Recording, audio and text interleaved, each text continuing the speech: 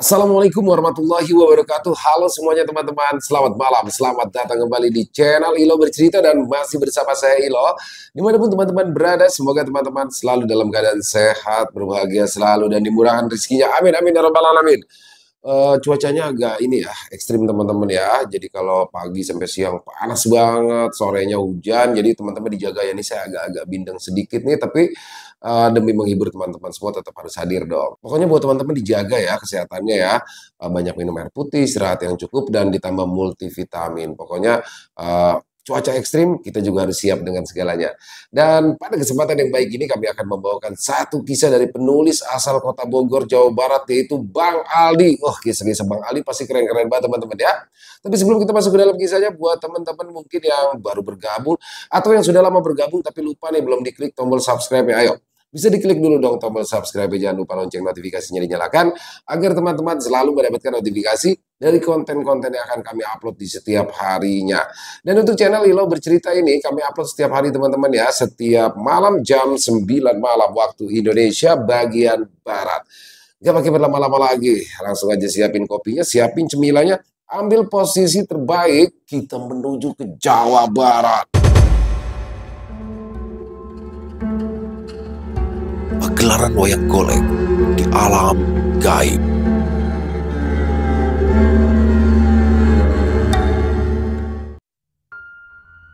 Asap putih tipis membumbung ke udara, memenuhi ruangan sempit yang gelap dan pengap. Lubang ventilasi yang tersumbat debu serta sarang laba-laba membuat asap itu terjebak. Yadi sesekali terbatu sambil memegangi dadanya yang terasa berat dan juga sesak. Matanya berair akibat rasa perih yang ditimbulkan asap rokoknya sendiri. Satu hisapan lagi, ia pun segera mematikan bara rokoknya di asbak kayu. Tak ada kegiatan berarti yang dilakukannya selain melamun di dalam kamar kos panjang siang. Kemarin perusahaan tempatnya bekerja baru saja melakukan PHK terhadap beberapa karyawan, dan apesnya Yadi jadi salah satu pekerja yang terkena pemberhentian itu. Di sudut kamar, tampak tas gembloknya telah terisi penuh oleh pakaian dan juga barang-barang miliknya. Meski masa kosnya tersisa seminggu lagi, namun Yadi memutuskan untuk angkat kaki dari tempat itu esok hari. Ya, kembali ke kampung halaman adalah opsi terbaik. Tentu dia bisa leluasa menata asa untuk memulai usaha. Yadi membuka pintu lebar-lebar, membuat angin senja berebut masuk ke dalam kamar. Sisa-sisa asap rokok tampak menggulung keluar dari ruangan yang pengap itu. Yadi sejenak terdiam sambil memperhatikan langit yang beranjak suram. Ini adalah senja terakhir di beranda kosnya. Besok dia akan menambatkan kehidupannya lagi di Purwayasa. Kesedihan dan ratapnya mampu terobati oleh semilir kesejukan yang berembus halus. Di sela-sela kepenatan, dia akan selalu ingat dengan musola tempat dirinya biasa menumpahkan keluh kesah, harapan, dan doa. Demikian juga dengan sosok gadis kecil berkuncir kuda yang kerap menyapa kala ia hendak berangkat bekerja. Ingatan itu tak akan pernah luruh sekalipun dirinya akan pergi jauh.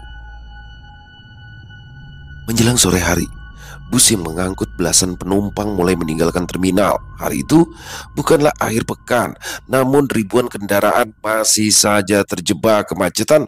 Roda-roda bergulir pelan di atas permukaan jalan beraspal. Beberapa pengendara tampak mempertontonkan kekesalannya dengan menggeber kendaraan. Sisanya hanya bisa bungkam dalam kepasrahan. Dari dalam bus, Yadi berkali-kali melirik jam di tangannya. Dengan kondisi jalanan skrodit itu, ia coba memprediksi waktu yang akan ditempuhnya. Barangkali sekitar pukul 8 atau 9 malam busnya akan sampai di terminal tujuan. Untung saja ia tidak sedang terburu-buru. Alhasil, Yadi bisa tetap bersandar santai di kursinya. Singkat cerita, bus tiba di terminal tujuan lebih cepat dari yang diperkirakan. Lelaki itu bersyukur. Sang sopir langsung memacu bus dengan kecepatan tinggi begitu memasuki tol. Dengan demikian, ia tidak perlu khawatir kehabisan kendaraan yang menuju ke kampungnya. Yadi keluar dari terminal menuju tempat di mana angkot biasa mangkal. Di bawah lampu penerangan yang remang, ia pun berdiri sambil mengamati beberapa angkot yang berjejer di seberang jalan. Sebuah tepukan mendarat di pundaknya. Yadi segera menoleh ke orang yang menepuk barusan. "Lur, apa kabar? Kemana wae? Kata orang itu. Yadi tidak langsung merespon sebab dia masih agak pangling dengan orang yang tadi menyapanya. Orang itu tersenyum lebar manakala Yadi membincangkan mata untuk mengenalinya. Pasti lupa ya. Saya Tono, keponakannya Abah Jalal. Masih ingat gak? Kata orang itu lagi. Allahu Akbar, Tono. Kirain teh siapa? Saut Yadi yang dengan seketika tersenyum. Yadi dan Tono berjabatan tangan. Kebahagiaan terpancar di wajah keduanya setelah satu dasawarsa tak berjumpa. Tono adalah kawan Yadi semasa menempa ilmu di pondok pesantren. Ia juga merupakan keponakan dari seorang dalang yang bernama Abah Jalal. "Ente lagi ngapain di sini?" tanya Yadi. "Lah, saya mau udah setahun jadi calo angkot di sini. Nah, kamu sendiri habis dari mana?" "Saya baru balik dari kota. Maklum, baru kena PHK," jelas Yadi dengan intonasi yang terdengar melemah. "Astagfirullah, yang sabar atuh ya," saut Tono bersimpati. "Iya, makanya mending saya pulang ke kampung daripada bertahan di sana. Cari kerja nggak secepat yang kita kira. Kerja belum dapat, yang ada uangnya malah keburu habis buat bayar kos sama makan." "Betul kata kamu, zaman sekarang teh cari kerja nggak gampang. Ini aja aku terpaksa jadi calo gara-gara nggak keterima kerja." Yadi hanya mengangguk kala mendengar penuturan Tono. Rupanya Yadi enggan terlalu lama membahas pekerjaan. Itulah sebabnya Yadi mencoba mengalihkan pembicaraan ke hal lain. "Ton, ngomong-ngomong, masih suka ada yang nanggap wayang goleknya Abah Jalal?" Udah sepi. Udah gak kayak dulu lagi. Sekarang mah orang yang punya hajat sering nanggap hadroh atau organ tunggal. Ya mungkin karena lebih murah ketimbang nanggap wayang, jawab Tono dengan wajah serius. Semenjak sepi panggilan, beliau memutuskan untuk jual wayang sama semua peralatan manggungnya. Ya sedih juga sih, sebab bagaimanapun juga wayang golek itu kan salah satu kesenian tradisional ya. Saya nggak tahu apakah kedepannya kesenian ini bisa bangkit lagi atau malah musnah dari peradaban, sambung Tono. Yadi diam-diam memperhatikan raut wajah Tono yang berubah jadi muram. Calo terminal itu lantas menundukkan wajah seolah tahu kalau Yadi telah membaca kesedihannya. Memang selalu saja ada tradisi yang tenggelam demi terbentuknya kebiasaan baru yang bernama perubahan. Ya mau gimana lagi, zaman selalu menuntut perubahan.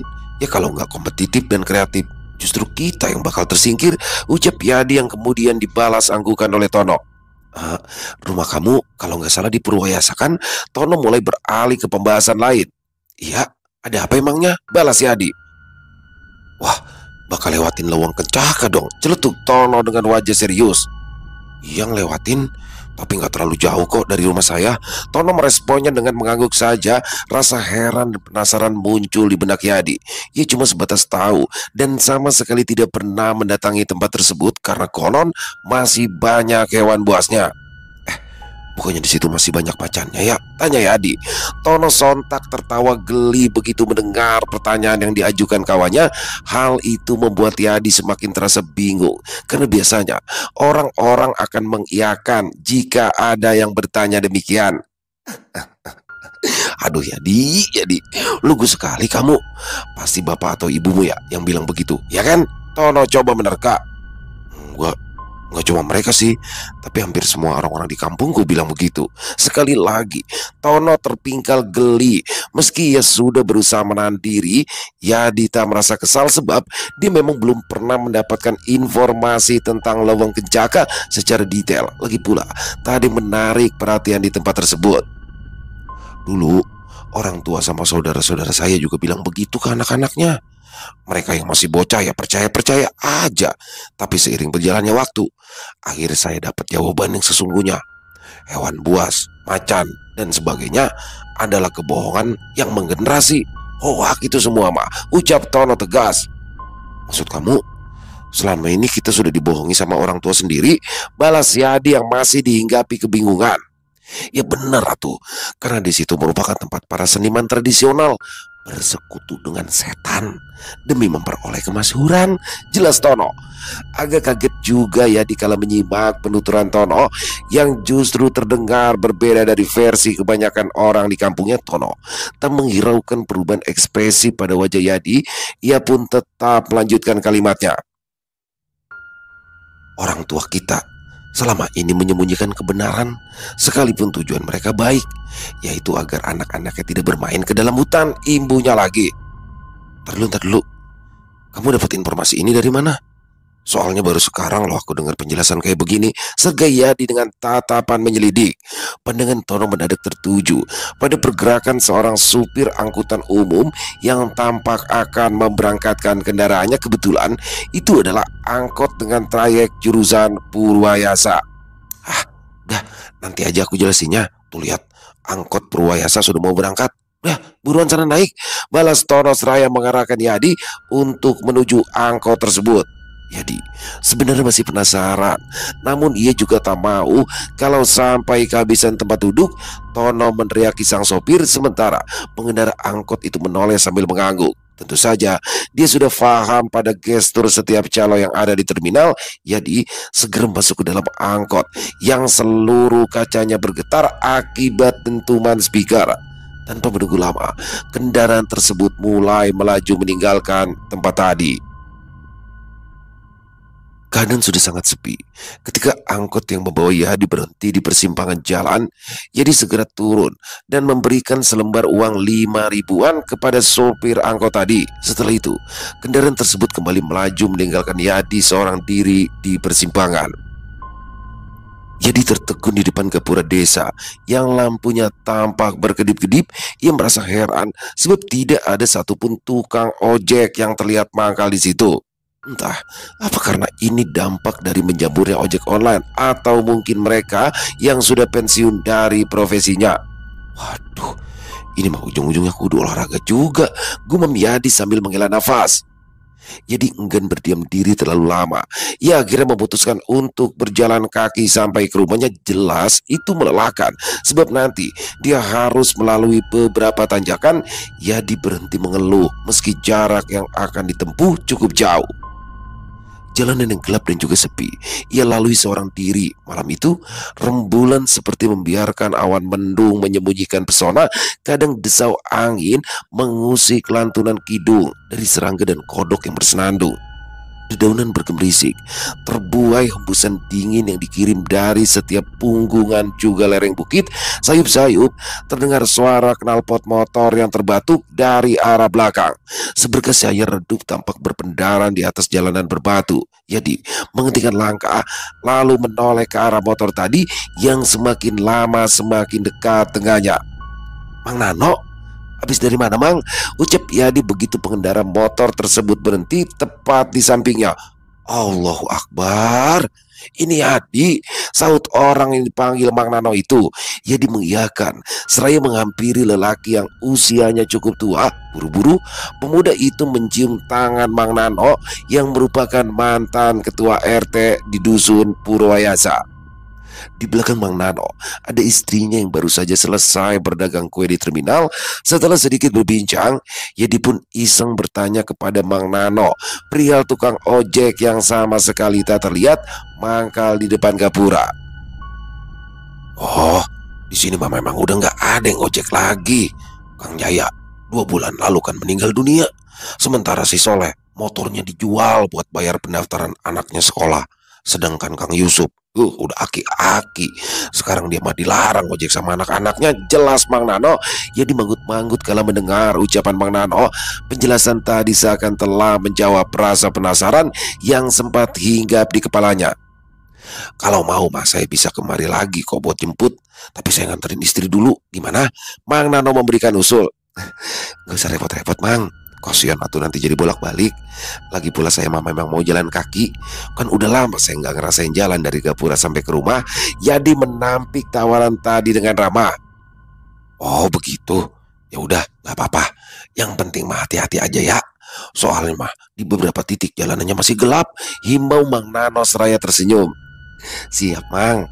Kalau gelap mah dari dulu juga udah gelap. Yadi berseloroh, Mang Nano dan istrinya pun berpamitan untuk melanjutkan perjalanannya. Selepas kepergian Mang Nano, Yadi kembali harus berjibaku dengan kesenyapan yang kadang membuat bulu kuduk halus di tengkuknya meremang. Ia dimulai merasakan pegal pada pundak dan dengkulnya.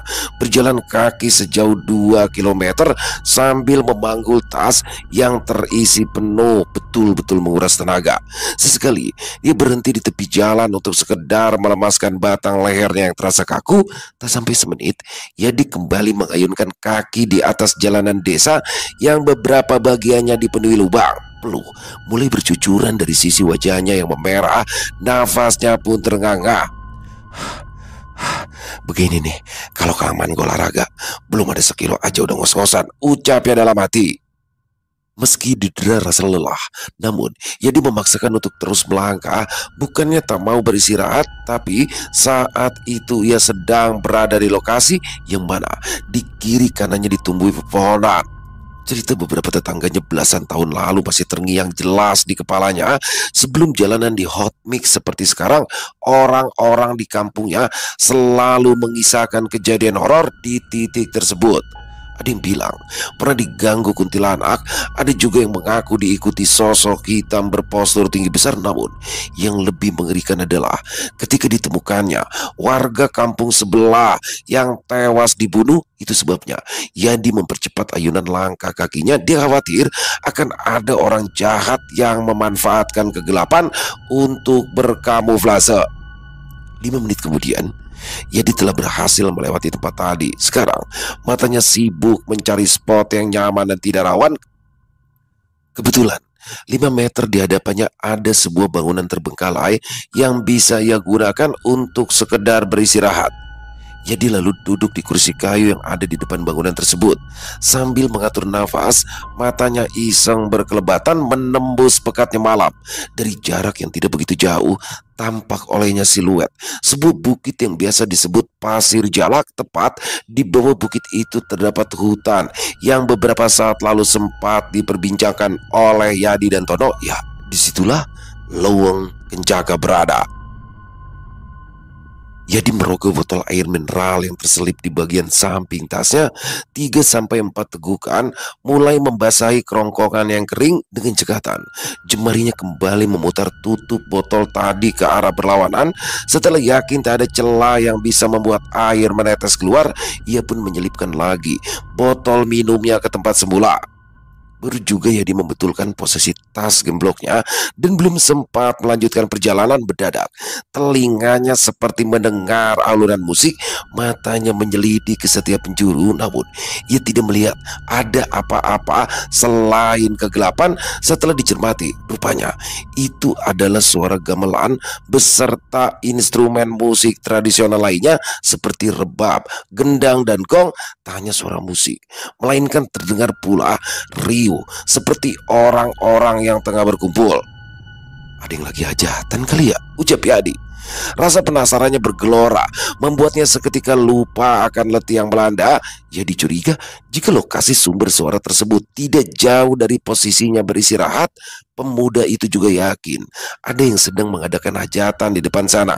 Dan untuk mengobati kepenasarannya, Yadi akhirnya meneruskan lagi langkah kakinya menuju sumber suara tadi. Setelah berjalan kaki sejauh 60 meter dan melewati sebuah tikungan, sampailah Yadi di sebuah tanah lapang yang dikelilingi puluhan obor. Benar dugaannya, di tempat itu dia melihat banyak orang yang tengah duduk di atas tanah dengan wajah sumringah. Tatapan mereka tertuju ke arah depan di mana terdapat sebuah panggung besar dengan sebuah gunungan yang terpancang di gerbong pisang. Ada yang nanggap wayang golek rupanya, gumam Yadi. Pemuda itu merasa takjub sebab sudah belasan tahun ia tidak pernah menonton pertunjukan wayang golek secara langsung. Apalagi di zaman sekarang sudah tidak ada lagi orang hajatan yang mau menanggap wayang. Ajaib, seperti ada sesuatu yang menuntun langkahnya untuk turut berbaur dan menikmati pertunjukan tadi bersama para penonton tersebut. Satu persatu ia dimulai mengamati orang-orang yang ada di sekitarnya, namun tak ada satupun yang ia kenal. Tak masalah, sebab pagelaran wayang golek sama halnya dengan pertunjukan layar tancap, keduanya selalu dipadati oleh penonton yang datang dari desa dan juga kecamatan yang berbeda. Sambil membukukan badan, Yedi berjalan ke arah depan, melewati puluhan orang yang tengah duduk. Mereka sama sekali tidak menghiraukan Yadi, sekalipun pemuda itu sempat 2 kali menyenggol lengan penonton lain. Yedi bersyukur, sebab mereka tidak marah. Justru orang-orang tersebut malah terpingkal menyaksikan adegan wayang buta. "Punten Kang," ucap Yedi sambil menyolek bahu salah seorang penonton. Tanpa menoleh, orang itu segera menggeser posisi duduknya untuk memberikan jalan kepada Yadi. Beberapa saat kemudian, Yadi berhasil mendapatkan posisi paling depan. Ia lantas mendaratkan bokongnya ke atas tanah berumput. Tas gembloknya pun ia peluk erat di pangkuan. Kini matanya sibuk mencari spanduk yang biasanya dibentangkan di bawah panggung. Tapi sayang, Yadi tidak menemukan benda yang dicari. Alhasil, ia jadi tidak bisa mengetahui siapa dalang yang tengah memainkan wayang di atas panggung tersebut. Apa mungkin Abah Jalal ya? Tapi mah kata si Tono, Abah Jalal udah gak ngedalang lagi, pikirnya. Jadi terus menyaksikan dan juga menikmati jalannya pertunjukan tersebut. Kelihayan tangan sang dalang dalam mengendalikan wayang sungguh membuatnya terpukau. Jelas, Abah Jalal tidak memiliki kemampuan seperti itu. Yadi bisa memastikan jika dalang yang ada di atas panggung itu adalah seorang maestro, sebab wayang-wayang tadi seperti benar-benar hidup di tangannya. Pantas rasanya jika ratusan orang yang menonton sampai bertepuk tangan kegirangan. Siapa ya dalangnya? Jadi bikin penasaran aja, ucap Yadi dalam hatinya. Terdorong oleh rasa keingintahuan yang begitu tinggi, Yadi akhirnya bangun dan melipir ke sisi panggung. Dari spot itu, dia bisa melihat jelas seluruh tim pendukung yang sedang melakukan tugasnya masing-masing. 3 orang sinden tampak mendendangkan kawi sambil disertai permainan gamelan dan gesekan rebab. Sementara sang dalang terlihat sedang menundukkan wajah di bawah penerangan yang seadanya. Tatapan Yadi terus tertuju kepada sosok utama tersebut hingga akhirnya sang dalang mengangkat wajah. Cahaya lampu menjamah wajah Pak Dalang. Yadi terperangah lantaran paras di hadapannya benar-benar sangat familiar. "Ki Suta," ujar Yadi. Mata Yadi berbinar begitu dia menyadari siapa sosok yang kini tengah mempertontonkan keahliannya. Ya, Ki Suta adalah seorang dalang ternama yang sudah kenyang warawiri di dunia hiburan. Kelasnya bukan lagi antar kecamatan, namun sudah menembus hingga batas-batas kabupaten. Sangat tidak relevan jika ia membanding-bandingkannya dengan Abah Jalal yang ruang lingkupnya hanya sekitar situ-situ saja. "Hebat, gak nyangka bakalan nonton wayang golek Ki Suta," sambung Yadi dengan perasaan senang. Pemuda itu terpaku dan terpukau di sisi panggung. Ia masih tidak percaya takdir telah menggiringnya ke pertunjukan wayang golek Ki Suta secara langsung. Namun ia menjadi risih sendiri karena tidak duduk tertib seperti penonton yang lain. Merasa malu, Yadi akhirnya memutuskan untuk kembali ke tempat duduknya semula. Semakin malam, pelataran panggung pertunjukan semakin dipenuhi oleh penonton yang datang. Mereka tidak peduli jika kehabisan baris bagian depan dan harus menonton dari kejauhan.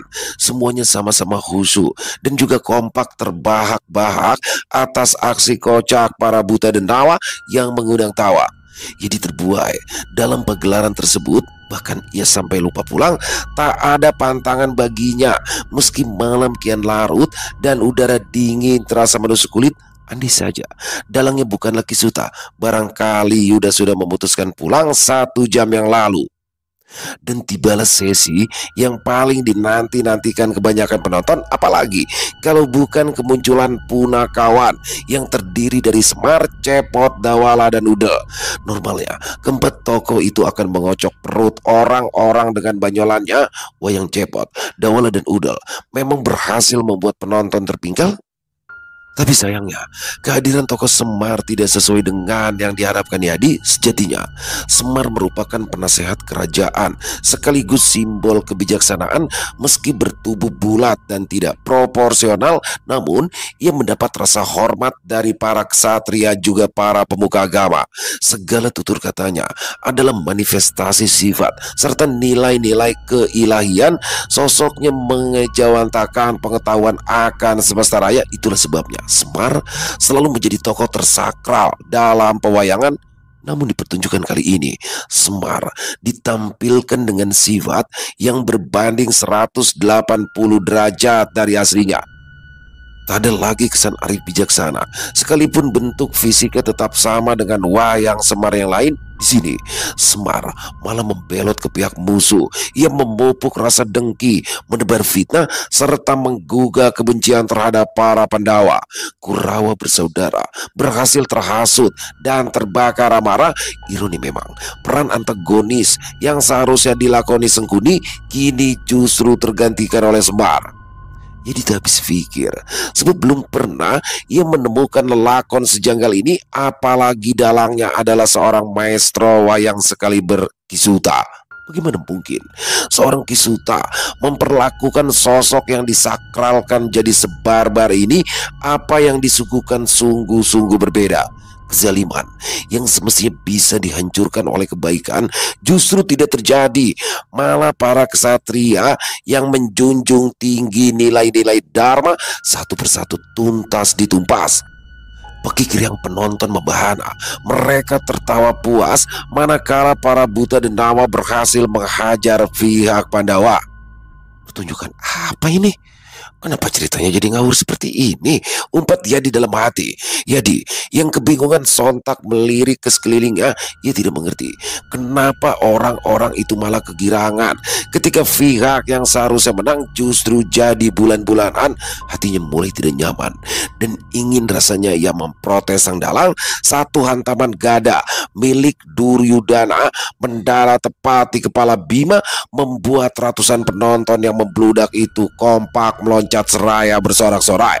Tangan mereka terkepal ke udara seiring tabuhan gamelan dan juga gendang yang semakin cepat temponya.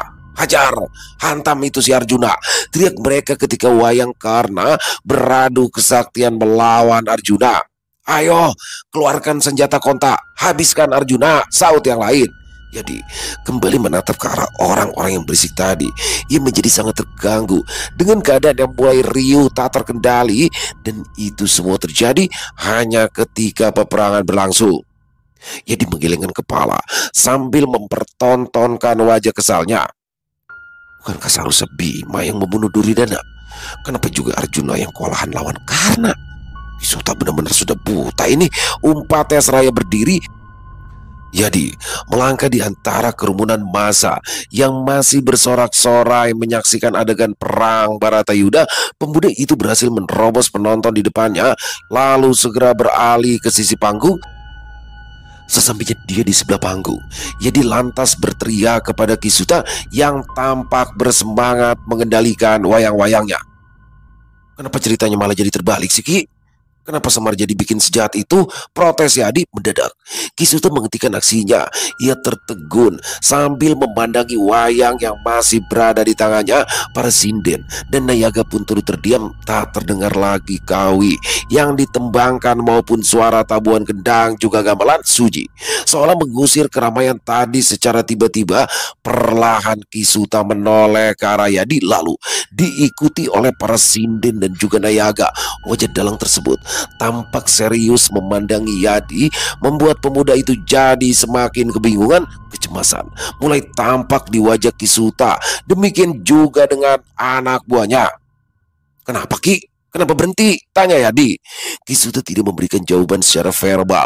Ia malah menggelengkan kepala seraya membuat satu bahasa isyarat. Ya, sang dalang menggerak-gerakkan matanya seolah meminta agar Yadi segera meninggalkan tempat itu. Tapi sayang, hal tersebut diartikan keliru oleh Yadi. Dia mengira jika Kisuta tidak berkenan ditegur lalu mengusirnya. Kisuta nggak perlu marah. Saya mah tadi cuma nanya, sambung Yadi sedikit nervous.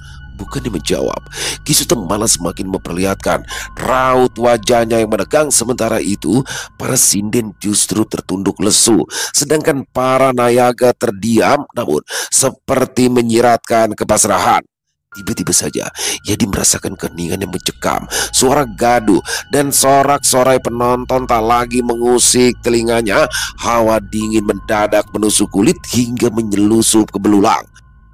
Lidah api pada obor-obor yang terpancang di seputaran panggung tampak meronta akibat tembusan angin dari arah tengah lapangan. Terdengar satu suara yang nadanya sangat berat dan lambat. Ada manusia rupanya. Demikian ucap suara itu. Yadi terkejut kala mendengar suara yang menurutnya sangat mirip dengan suara wayang buta di pertunjukan tersebut. Segera saja dia menoleh ke arah sumber suara tadi. Yadi tercengang begitu dilihatnya para penonton itu sama-sama sedang berdiri sambil memandanginya dengan penuh amarah. "Lancang sekali kamu mengganggu pertunjukan ini," kata seorang kakek yang tadi duduk di sebelah Yadi. Si kakek itu maju beberapa langkah, sedangkan yang lainnya masih tetap di posisi semula. Hembusan angin kencang kembali membuat api pada puluhan obor menari-nari dan nyaris padam. Keadaan di sekitar situ menjadi redup lantaran pelataran panggung hampir gelap gulita. Untunglah hembusan angin tak berlangsung lama. Api-api pun kembali menyala seperti sedia kala. Tapi ada satu hal mengerikan yang terjadi setelahnya. Yadi terbelalak ketika menyadari penonton yang berada di belakang si kakek memperlihatkan perubahan wujudnya menjadi sosok yang tidak lagi cocok disebut manusia. Kini di hadapannya terdapat puluhan makhluk tinggi besar dengan bulu-bulu hitam kasar serta mata yang merah menyala. Tubuh Yadi bergetar, lantas ia beringsut mundur menjauh dari koloni makhluk-makhluk tadi. Makhluk-makhluk tersebut menggeram sembari memamerkan taring besarnya yang menyembul di antara barisan gigi tajam tak beraturan. Secara perlahan wajah si kakek tadi turut mengalami perubahan. Tubuhnya membungkuk dan kulitnya semakin mengeriput. Tatapan sosok itu tetap menjadi ancaman bagi Yadi yang keadaannya sudah terkepung. Dua kali hentakan kaki si kakek di atas tanah membuat puluhan makhluk di belakangnya kompak bergerak maju. Suara geram dan tawa membahana seiring langkah sosok menyeramkan tersebut kian mendekat ke arah Yadi. Yadi dalam bahaya dan ia sudah tak bisa melarikan diri. Yadi hanya bisa memejamkan mata ketika tangan-tangan besar dan berbulu itu mulai berusaha menggapai dan meraih tubuhnya.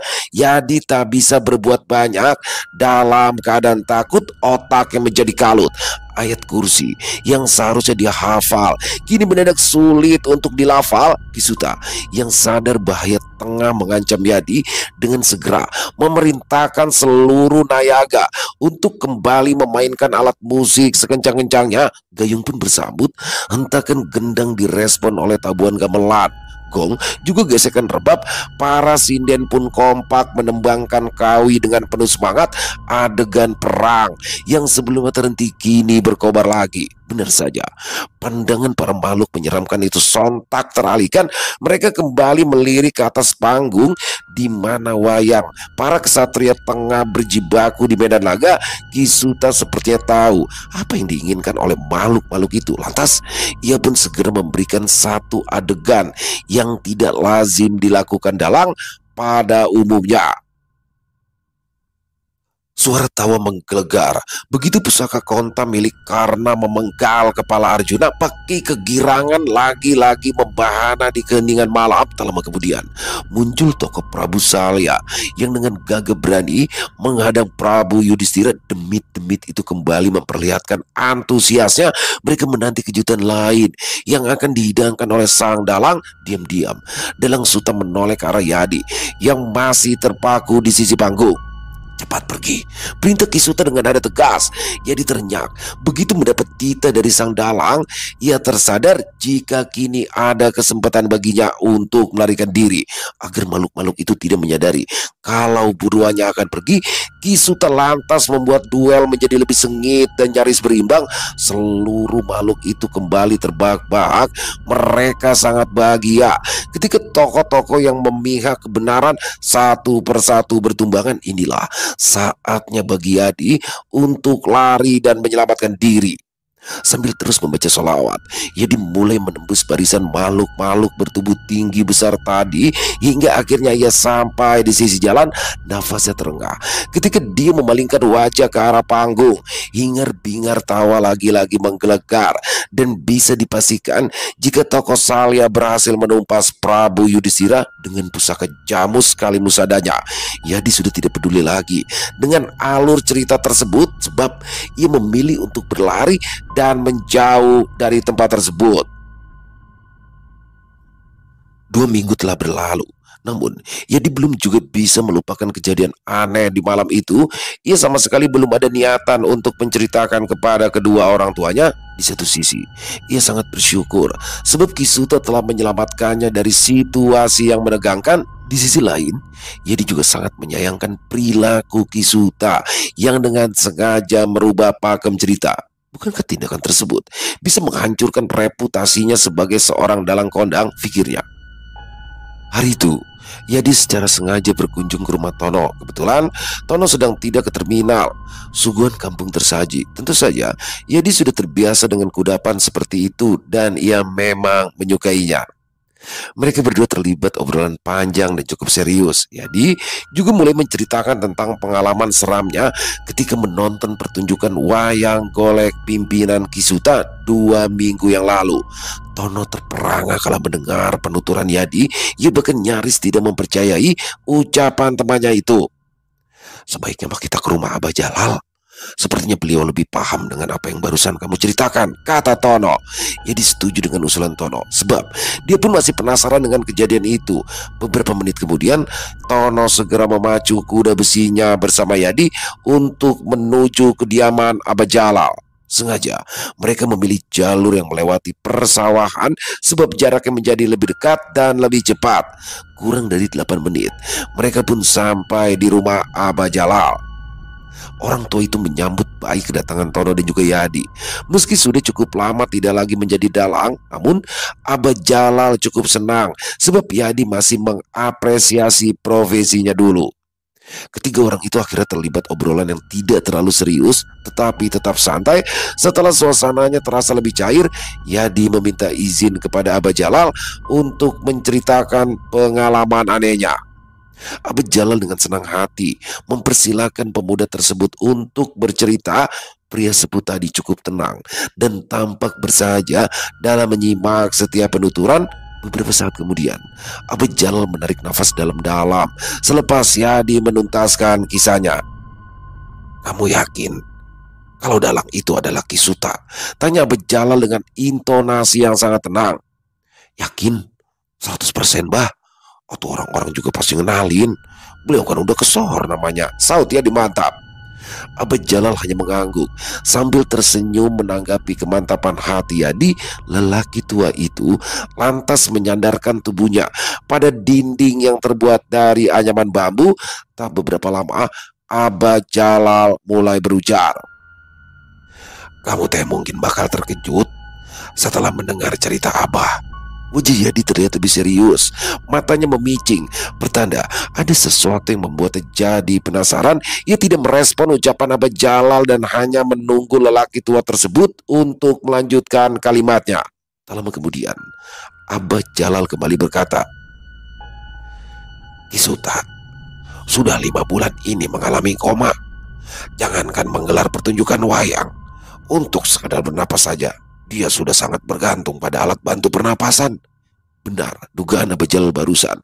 Yadi tampak terkejut kala mendengar pengakuannya, namun Yadi enggan menyela omongan Abah Jalal. Ia memilih untuk tetap menyimak sampai selesai. "Yang tempo hari kamu lihat itu bukanlah Kisuta secara fisik, melainkan sukma beliau yang tertawan," sambung Abah Jalal. "Tertawan? Tertawan bagaimana, Bah?" tanya Yadi. "Ya, sukmanya tertawan dan tertahan di satu tempat yang selama ini kebenarannya selalu ditutupi oleh masyarakat.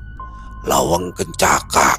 Mendadak raut wajah Yadi dan Tono jadi agak tegang begitu mendengar nama Lawang Kencaka disebut oleh Aba Jalal. Yadi lalu menggeser posisi duduknya agar bisa mendengar lebih jelas suara Aba Jalal yang memang sudah lemah.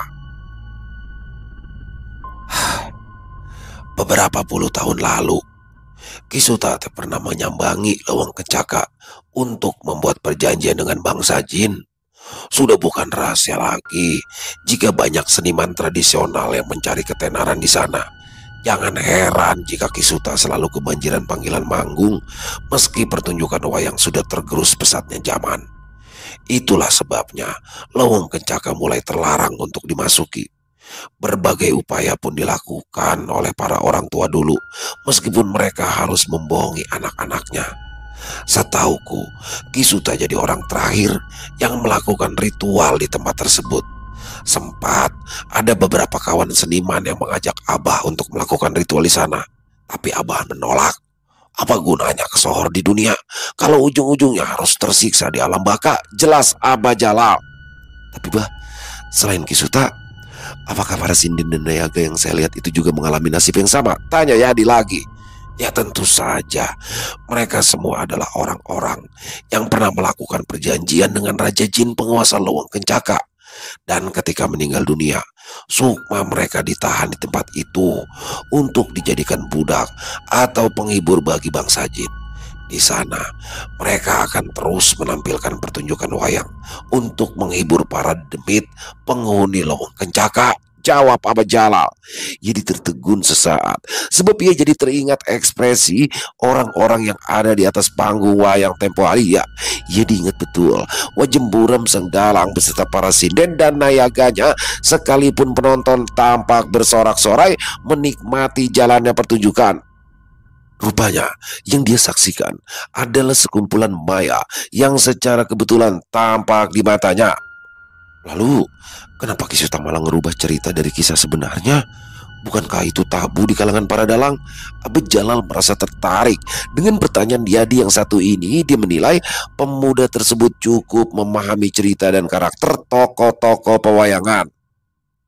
Secara sadar, semua dalang tidak akan pernah melakukan hal tersebut. Tapi berbeda kasusnya dengan yang dialami Kisuta.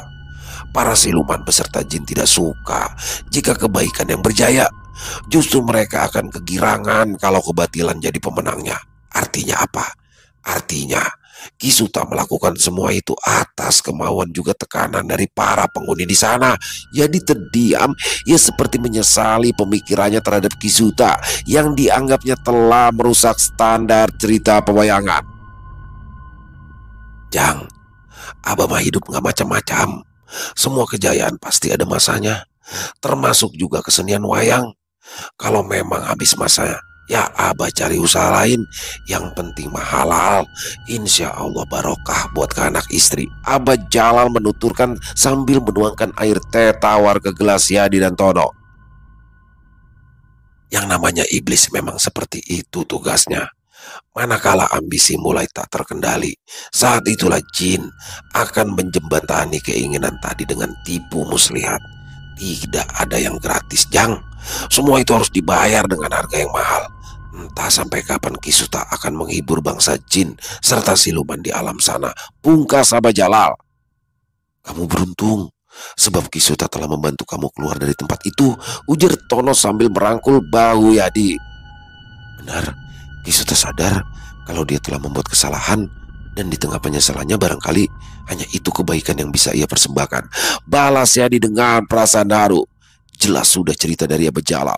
Tanda tanya yang beberapa waktu lalu sempat berkelana di benak Yadi kini akhirnya bisa tuntas terungkap. Sempat ada kesedihan dan rasa tak percaya yang menyelimuti perasaannya. Sedih lantaran mengetahui kondisi Kisuta yang sedang kesulitan menjalani masa-masa sakaratul mautnya, sedangkan tak percaya sebab dalang tersebut punya rekam jejak pernah bersekutu dengan bangsa lelembut penguasa Lawang Kencaka.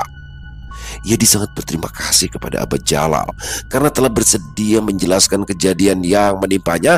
Lelaki tua penuh saja itu hanya tersenyum. Dia berharap Yadi dan Tono bisa berpikir bijak meski keadaan sedang tidak berpihak. Selepas bertemunya dengan Aba Jalal, Yadi tidak pernah lagi mengalami kejadian aneh. Meski sudah beberapa kali dia melewati lokasi pertunjukan wayang tersebut, sempat di satu malam Yadi mendengar riuh suara gamelan, namun dia tidak menemukan adanya pertunjukan apapun di situ. Beberapa bulan kemudian, Yadi dan Tono akhirnya mendapatkan kabar duka dari Aba Jalal. Ki Suta, sang dalang ternama, telah mengembuskan nafas terakhirnya di rumah sakit. Tak ada lagi sisa kejayaan yang bisa terlihat, sebab seluruh harta bendanya habis untuk biaya berobat. Itulah siasat licik iblis yang kerap diabaikan orang-orang yang kadung tersesat. Selesai. Wow, luar biasa kisah dari Bang Aldi. Dan ini unik banget di kisah ini ya. Dan baru pertama kali saya membawakan kisah seperti ini. Kalau masuk ke alam gaib udah sering lah ya, tapi ini masalahnya masuk ke alam gaib, menonton pagelaran wayang.